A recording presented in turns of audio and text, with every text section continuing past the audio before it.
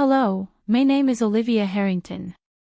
I never thought I'd see my parents again after they abandoned me at age 8. That day is burned into my memory forever.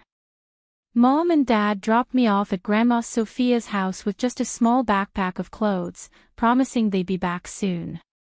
"We just need some time to sort things out," Mom had said, not quite meeting my eyes. "Be good for Grandma." They never came back. The first few months were the hardest. Every day, I'd sit by Grandma's front window after school, watching cars drive by, hoping the next one would be them. Every night, I'd cry myself to sleep, wondering what I'd done wrong, why I wasn't good enough for them to stay. But Grandma Sophia was my saving grace. "You're perfect just as you are, my sweet girl," she'd tell me, wiping away my tears. "Some people aren't ready to be parents, and that's not your fault. But I'm here, and I'll always be here." Grandma Sophia wasn't just any grandmother, she was brilliant, sophisticated, and, as I later learned, incredibly wealthy. But you'd never know it from how she lived. Our home was modest, she drove an old Toyota, and she still worked as a high school principal because she loved shaping young minds. The only hints of her wealth were her impeccable taste in art and the way she'd sometimes casually mention her investments while reading the financial papers. Under Grandma's care, I flourished. She encouraged my love of science, hired tutors when I struggled with math, and celebrated every achievement, no matter how small. When I won first place in the state science fair at 13, she threw a huge party and invited all my friends. "That's my girl," she beamed, hugging me tight. "You're going to change the world someday." Life settled into a comfortable rhythm, Grandma and I against the world. She never spoke badly about my parents, but she made sure I knew their absence wasn't my fault. "Sometimes people make choices they can't take back," she'd say wisely, "but those choices reflect on them, not on you." I stopped thinking about my parents, stopped hoping they'd return, stopped caring why they left. I had Grandma, and that was enough. She was more than enough. Then came my 18th birthday. Grandma threw me an elegant party at her favorite restaurant, invited all my friends, and gave me a beautiful necklace, a delicate gold chain with a small key pendant. "This is more than just jewelry, Olivia," she said mysteriously. "Keep it safe. You'll understand when the time comes." I didn't know then that it would be our last celebration together. 3 months later, Grandma Sophia collapsed at school. By the time I reached the hospital, she was gone. "Heart attack," the doctor said. Quick and painless, but the pain I felt was anything but quick. It tore through me like a hurricane, leaving nothing but emptiness in its wake. The funeral was beautiful, just as Grandma would have wanted. Her former students filled the church, sharing stories of how she changed their lives. I sat alone in the front row, clutching the key necklace she had given me, trying to be strong like she taught me to be. That's when I saw them. My parents walked into the church like they belonged there, like they hadn't abandoned their daughter a decade ago. Mom's hair was grayer, Dad had gained weight, but I'd have known them anywhere. My heart stopped, then started racing. They made their way toward me, faces full of what looked like concern. "Olivia, sweetheart," Mom said, reaching for my hand. I pulled away instinctively. "We came as soon as we heard." "We're so sorry about your grandmother," Dad nodded solemnly. "We know it's been a long time, but we're here now. You'll come home with us. Of course, you're still a minor for a few more months, and we're your legal guardians." I couldn't believe what I was hearing. 10 years of silence, and now they wanted to play happy family. "I'm not going anywhere with you," I managed to say, my voice shaking with anger. Grandma Sophia was my home now. "Olivia," Mom said, her voice taking on a stern edge I remembered from childhood. "Don't be difficult. We're your parents. You have no choice in this matter." Actually, a deep voice interrupted. "She has every choice. We turned to see a tall man in an expensive suit walking toward us, carrying a leather briefcase. "I'm Ethan Carter, Sophia Harrington's attorney, and we need to have a conversation about your grandmother's will." My parents' expressions changed instantly. Mom's eyes lit up with barely concealed interest, while Dad straightened his tie nervously. "Of course," he said smoothly. "We're her only living relatives, after all." Mr. Carter's face remained impassive. "Let's step into the private room. There are some matters that need to be addressed immediately." As we followed him, I noticed my hand had moved to clutch the key necklace Grandma had given me. Somehow, I knew everything was about to change again. I just didn't realize how much. The private room at the church felt too small for the tension building inside it. Mr. Carter sat across from us at a polished wooden table, methodically arranging papers from his briefcase. My parents flanked me like anxious vultures, trying to appear concerned while their eyes kept darting to the documents. "Before we begin," Mr. Carter said, adjusting his glasses, "Miss Olivia, would you please show me your necklace?" My parents looked confused, but I reached for the key pendant Grandma had given me. Mr. Carter nodded, a slight smile crossing his face. "Perfect. Now let me read the terms of Sophia's will." He cleared his throat and began reading.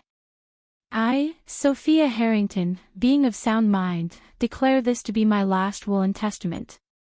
The legal language washed over me until one sentence made my heart stop. "To my beloved granddaughter, Olivia Harrington, I leave my entire estate, including all properties, investments, bank accounts, and business holdings, currently valued at approximately $47 million. The room erupted in chaos. 47 million. Mom's face turned red. "That's impossible." Sophia was a school principal. Dad slammed his hand on the table. "This is ridiculous. We're her only children. You can't tell me she left everything to a teenager." Mr. Carter remained calm. "There's more," he said. "The will specifies that Olivia is to be legally emancipated immediately, with a trust established in her name. The key she wears opens a safety deposit box containing additional documents and instructions." My head was spinning. 47 million.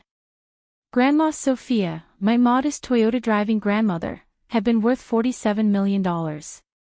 "This will is dated just last month," Mom said, her voice dangerous. "We'll contest it. Olivia's still a minor. We're her legal guardians, and we have rights." "Actually," Mr. Carter interrupted, "you surrendered those rights 10 years ago." He pulled out another document. "This is a copy of the abandonment charges Sophia filed against you both after you left Olivia. You never responded to the court summons, so she was granted full legal custody. You haven't been Olivia's guardians for a very long time." I watched my parents' faces transform. The fake concern melted away, replaced by naked greed and fury. "Olivia, sweetie," Mom tried again, her voice honey-sweet. "You don't understand what you're doing. Let us help you manage this. We're family." Family. The word felt like poison in my mouth. Where was family when you left me? Where was family for 10 years while Grandma Sophia raised me? "We made a mistake," Dad said quickly. "We were young, struggling, but we're here now. We can make it right." "Make it right?" I stood up, shaking with anger. "You're only here because you found out about the money. Did you even care that Grandma died? Did you ever care about me?" The silence was answer enough. Mr. Carter cleared his throat. "There's one more thing. Sophia left a letter for you, Olivia." He handed me a sealed envelope. "She asked that you read it alone." I took the envelope and walked out, leaving my parents protesting behind me. Finding a quiet corner of the church, I opened the letter with trembling hands. "My dearest Olivia. If you're reading this, I'm gone, and you've just learned the truth about our family's wealth. I know it's a shock. I kept it secret for many reasons, but mostly to protect you and let you grow up understanding the value of hard work and kindness. I watched your parents choose money over love many times. They abandoned you because I refused to keep funding their extravagant lifestyle. They chose wealth over their own daughter, and in doing so, gave me the greatest gift, you. The key I gave you opens more than just a safety deposit box, it opens the door to your future. I've made arrangements for everything.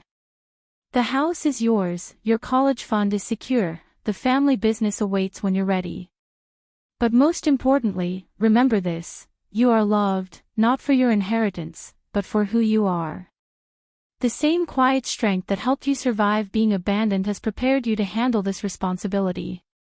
Don't let your parents manipulate you. They'll try, but you're stronger than they know. You're a Harrington woman, and we don't break easily. All my love, Grandma Sophia. Tears rolled down my cheeks as I finished reading. In death, as in life, Grandma Sophia was protecting me, guiding me, loving me. I touched the key around my neck, understanding finally flowing through me. When I returned to the private room, my parents were still arguing with Mr. Carter about contesting the will. They fell silent when I walked in. Olivia, Mom started, but I held up my hand. I want you to leave, I said, my voice steady. Both of you. You're not welcome here. Now listen here, Dad began angrily, but Mr. Carter interrupted. Should I call security? He asked calmly. As the sole heir and property owner, Olivia has the right to have you removed. They stared at me, these strangers who shared my blood, and I saw the moment they realized they'd lost. Not just the money, but any chance of manipulating me. This isn't over, Mom hissed as they gathered their things. You'll regret this. I watched them leave, feeling oddly peaceful. What happens now? I asked Mr. Carter. He smiled. Now we visit that safety deposit box. Your grandmother left quite detailed instructions about the next steps. Shall we? As we left the church, I caught a glimpse of my parents in the parking lot, arguing furiously.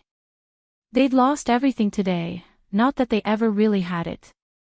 They'd chosen money over love once before, and that choice had finally caught up with them. I touched the key around my neck and smiled. Grandma Sophia had given me more than just an inheritance, she'd given me the power to stand on my own, to face whatever came next. And something told me, this was just the beginning. The safety deposit box at First National Bank contained exactly what Grandma Sophia had promised, and so much more. As Mr. Carter helped me go through the contents, I discovered just how thoroughly my grandmother had planned everything.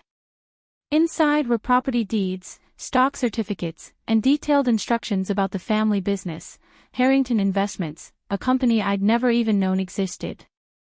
But what caught my eye was a USB drive labeled "Watch Me First." Mr. Carter pulled out his laptop, and Grandma Sophia's face appeared on screen. She looked healthy, vibrant. This must have been recorded just before she died. Olivia, my darling girl. She began, her familiar smile warming my heart. If you're watching this, then everything has happened as I expected. Your parents showed up at my funeral, didn't they? Trying to claim what was never theirs to begin with. I gasped. Even from beyond the grave, she'd known exactly what would happen. You see, Olivia, there's something you need to know about your parents. They didn't just abandon you. They tried to steal everything from me first. Your father, my own son, and your mother attempted to transfer all my assets to their names while I was on a business trip. They thought I was just a naive school principal. They never knew I was the one who built Harrington Investments from the ground up. She paused, her expression hardening. When I discovered their scheme, I gave them a choice: stay and live modestly, learning the value of hard work, or leave. They chose to leave. They left you behind, thinking I would come begging them to return. They never understood that by abandoning you, they gave up the greatest treasure of all. Tears streamed down my face as Grandma continued. I watched you grow into an extraordinary young woman, kind, intelligent, hardworking, everything they're not. That's why I know you're ready for this responsibility. The video continued with detailed instructions about the company, the properties, and, most importantly, the charitable foundation she'd established. The Harrington Foundation provides scholarships to abandoned children. You'll be its new director. Use our wealth to help others, like yourself, Olivia. That's our true legacy. The next few weeks were a whirlwind. Mr. Carter introduced me to the company's board of directors, all of whom had known and respected Grandma Sophia. They welcomed me warmly, ready to guide me as I learned the business. My parents didn't give up easily. They hired lawyers, tried to contest the will, and even attempted to prove Grandma Sophia was mentally unstable when she wrote it. But she'd been too thorough. Every document was in order, every decision legally sound. Their final attempt came 3 months later. They showed up at the Harrington Investments office, causing a scene in the lobby. "We're her parents," Mom shouted as security held them back. "She can't keep us out." I met them calmly, dressed in one of Grandma's elegant suits, the key necklace still around my neck. "Actually, I can," I said, my voice steady. "And I will. We'll go to the press." Dad threatened. "Tell everyone how you stole our inheritance." I smiled, channeling Grandma Sophia's quiet strength. "Go ahead. Tell them how you abandoned your 8-year-old daughter. Tell them how you tried to steal from your own mother. I'm sure the press will love that story." They deflated, finally understanding they'd lost everything. Not just the money, but any chance of manipulating me. "Goodbye," I said firmly. "Don't come back." As I watched them leave, I touched the key around my neck, feeling Grandma's presence with me. That evening, I approved the first round of scholarships from the Harrington Foundation. 20 children from broken homes would get a chance at a better life. Sitting in Grandma's old office, my office now, I looked at her photo on the wall and smiled. She had given me more than just an inheritance. She had given me purpose, strength, and the power to help others. The old Toyota still sat in my garage, even though I could afford any car I wanted. It reminded me of where I came from, of the humble, hard-working woman who taught me that true wealth isn't about money. It's about how you use it to make the world better. Sometimes I wear her old principal blazer to board meetings. The board members who knew her smile when they see it. They understand that I'm not just Sophia Harrington's heir, I'm her legacy. As for my parents, I heard they moved to another state, telling anyone who will listen about their ungrateful daughter. But their words can't hurt me anymore. I know who I am. I'm Olivia Harrington, and like my grandmother before me, I choose love over money, kindness over greed, and helping others over helping myself.